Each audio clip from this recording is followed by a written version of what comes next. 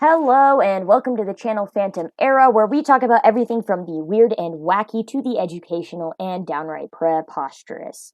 Many of you who watch these videos are probably fans of Jacksepticeye, aka Sean.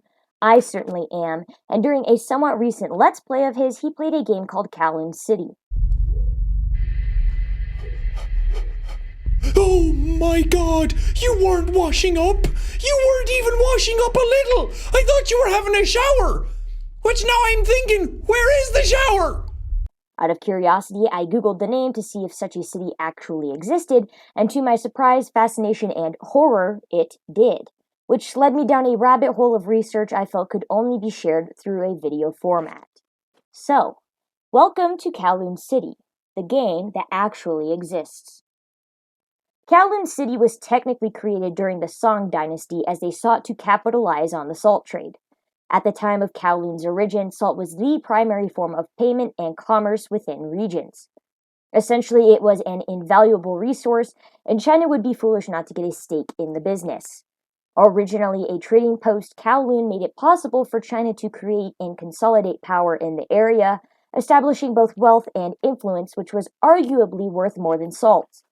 Because of this key structure, other dynasties within China used the trading post to their benefit, and even created new ones in surrounding areas mirroring Kowloon's initial purpose and design. It stayed this way until sometime in 1898, when the British Empire got too big for its britches and jumped across the pond. At this point in time, the British Empire selfishly expanded its growing global colonies to the Kowloon area, where they established a military outpost. Whether this was done for legitimate reasons or to be a show of force and intimidation is unclear. Then again, it's the British Empire. If they weren't in some sort of dick-swinging contest with other countries, they were busy drinking tea and inbreeding their royal lineage. But I digress. At this time, China sought to mitigate British influence and went so far as to build a wall around certain Kowloon territories. At this time, the walled city only consisted of 700 people, which was a far cry from what it would later house. In fact, the number of residents actually dropped from 700 to a small population of 150 due to riots within a single year. With the British on their doorstep and the Qing dynasty unwilling to oppose the British Empire in 1912, Kowloon remained unchecked and ungoverned within the Hong Kong area. It wasn't until 1933 that the Chinese government bothered to reclaim the area.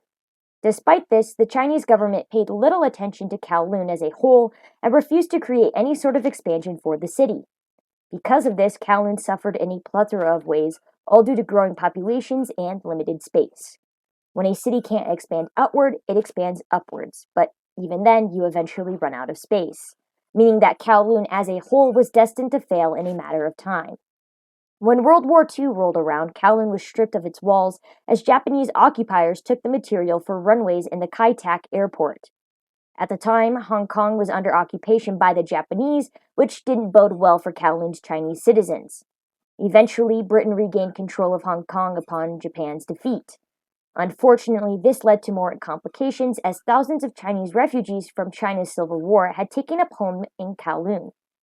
Essentially, the Chinese population had skyrocketed due to Civil War and World War II. Trying to reclaim Hong Kong, Britain attempted to remove Kowloon's Chinese residents with official orders, all of which were ignored. After all, it wasn't like they had anywhere else to go. When multiple notices came and passed with Kowloon's population remaining stagnant, Britain decided to go with a hands-off approach, recognizing the Chinese citizens officially fell under Chinese jurisdiction. However, China hadn't exercised its legal power over Kowloon in decades, and was keen on remaining out of Kowloon's business. Because of this, Kowloon was governed by itself. With China and Britain in a stalemate as to who Kowloon belonged to, the Chinese residents found a way to prosper at least for a short time. Jobs became fruitful as a construction boom took place throughout the 1950s and 1960s, with Kowloon growing at an exponential rate. However, it's important to note that while business was booming, most of the houses being built were designed and constructed by untrained professionals. In all honesty, most of the architects and construction workers were winging it, yet they managed to stack the city as high as 14 stories, albeit the entire city was packed together worse than sardines in a tin can. For context, the city became so densely populated with people and buildings, it earned the nickname Hoc Nam, which means City of Darkness in Cantonese. If you're more of a visual person instead of a metaphorical person, let me give you some numbers. A twisting array of 350 buildings was occupied by 8,500 premises and up to 10,700 households, all of which were thrown together with various materials. In essence, Kowloon City was a place ripe with tetanus from random cables, wires, metals, scaffolding, and more, along with disease due to its tightly packed community. While it seemed like paradise for a time, Chinese refugees would soon come to terms with the fact that, in many cases, people cannot govern themselves. With 50,000 residents at its peak, Kowloon devolved into a city of organized crime, vice, illegal activity, and lawlessness. Aside from the rats and mice that claimed Kowloon as their own, shady people in all walks of life did as well. Reports state that without government control regulating medical practices, a plethora of back alley surgeons, dentists, and doctors preyed on Kowloon citizens who were looking for bargain prices. As you can imagine, the city became a hotbed for malpractice and, if we're being honest, fake practitioners. Aside from this, gambling rings, strip clubs, sex work, drug cartels, and more flourished. Without the threat of police or government agencies breathing down their necks, criminals were able to operate freely within the walls of Kowloon. But underneath all of the crime was a city that became a bit of a hotbed for industrialization. Kowloon became a primary manufacturer for things like fishing balls, plastic doll heads, and more. These items were then shipped out overseas, providing some semblance of an economy to the walled city. On top of this, Kowloon began to develop its own culture, one that centered on interesting foods, delicious treats, and even delectable recipes for snake and dog meat. Although, if I'm being honest, the idea of eating dog meat at all makes me want to vomit. However, I am looking at that through a Western perspective. But as weird as Kowloon was, many who moved there recall a time of community and strength within the city. I suppose those who were into crime stuck to crime, and those who were family-oriented stayed away from such activities.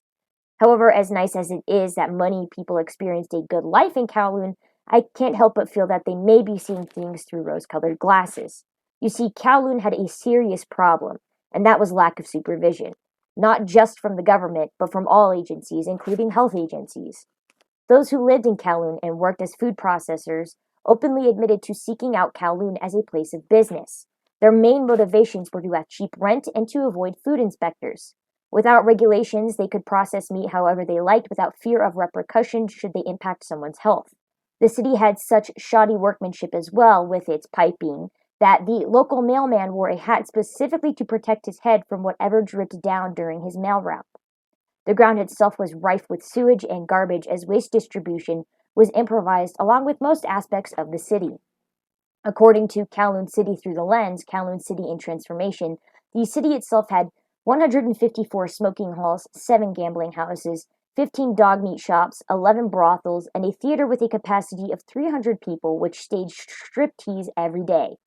As the Triads, a crime syndicate, took over Kowloon with the use of striptease, drugs, and more, city life became increasingly dangerous.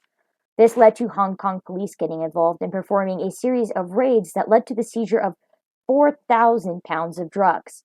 This significantly weakened the Triads' hold on Kowloon City, which most residents who didn't participate in criminal life were supportive of. As police began to raid the city and rumors of its impending destruction came to light, Kowloon's secrets bubbled to the surface. For instance, the rancid smells that plagued Kowloon due to butcher shops leaving carcasses in the streets and slurry made of guts running into alleyways.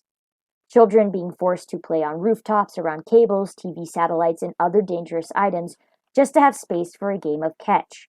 The Triads, before the raids, monopolized on crime and created a syndicate that dominated Kowloon to such an extent it eventually branched out into Hong Kong itself.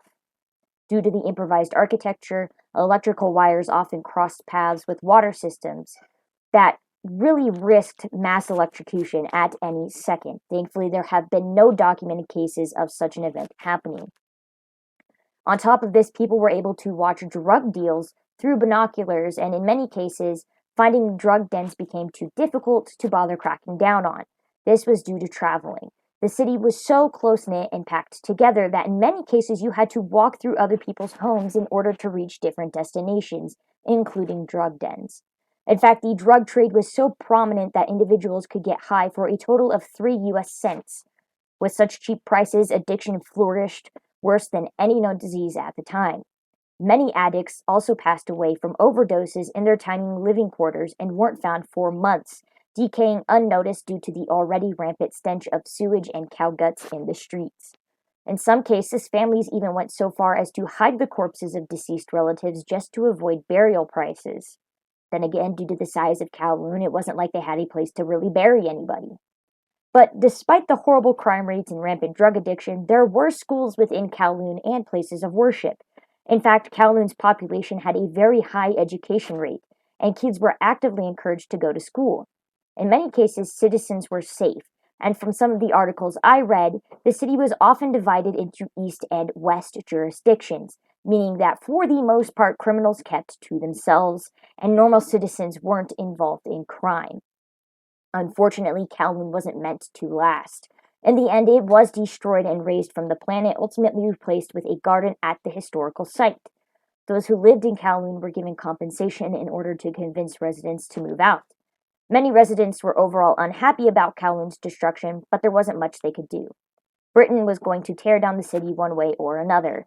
In the end, Britain won, and what remains of Kowloon are stories, photos, and a legacy in media such as the cyberpunk genre. Which brings this video to an end.